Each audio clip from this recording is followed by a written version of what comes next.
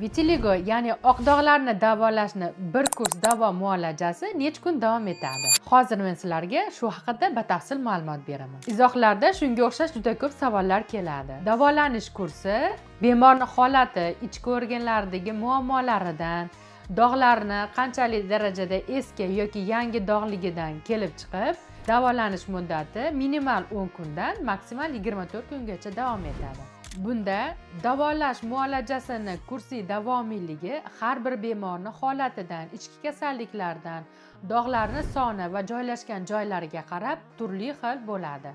Ulardagi davolanish muolajalari ham shunga ko'ra farqlanishi mumkin. Davolanish jarayonida 95% bemorlarda bir kurs davolanishdan so'ng dastlabki natijalar ko'rinadi. Agar sizni ham vitiligo, ya'ni oq dog' kasalligi qiynayotgan bo'lsa, quyidagi raqamlarga murojaat qiling yoki klinikamizga tashrif buyuring. Klinikamiz manzili Farg'ona viloyati Toshloq tumanida joylashgan.